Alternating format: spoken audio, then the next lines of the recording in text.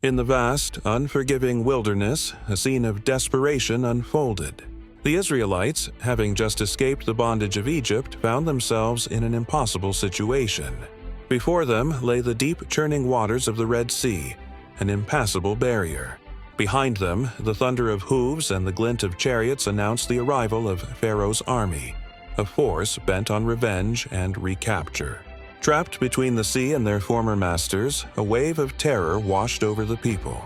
Their newfound freedom felt like a fleeting dream, now turning into a nightmare. Cries of despair and accusation filled the air as they turned on their leader, Moses. "Was it because there were no graves in Egypt that you brought us to the desert to die?" They lamented, their faith wavering in the face of certain doom.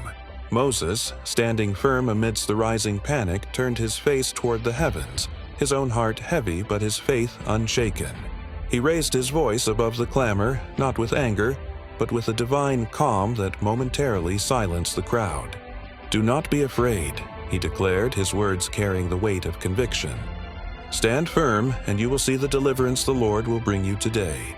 The Egyptians you see today, you will never see again. The Lord will fight for you. You need only to be still." His reassurance was a balm to their frayed nerves, a flicker of hope in the overwhelming darkness. Just then, the voice of God spoke to Moses, clear and commanding. "Why do you cry out to me? Tell the Israelites to move on. Raise your staff and stretch out your hand over the sea to divide the water, so that the Israelites can go through the sea on dry ground."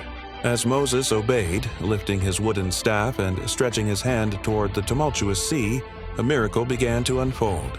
A powerful east wind, summoned by the hand of God, began to howl across the water. All through the long, dark night, the wind blew with relentless force, pushing the waters back.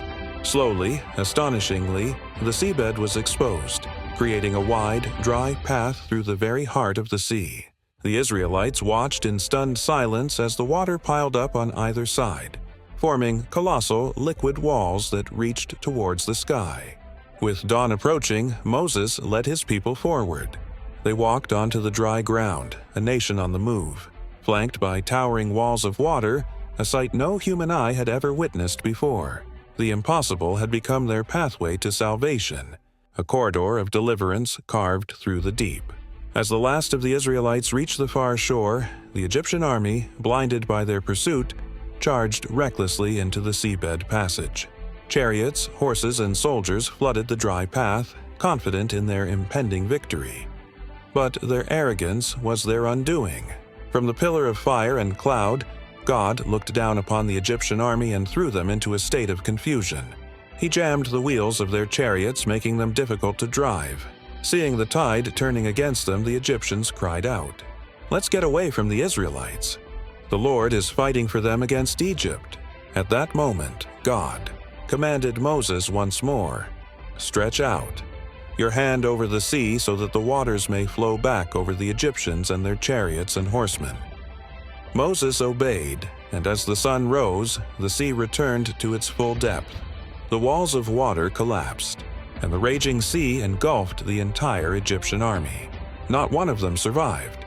On that day, the Israelites saw the great power the Lord displayed against the Egyptians, and the people feared the Lord and put their trust in Him and in His servant Moses.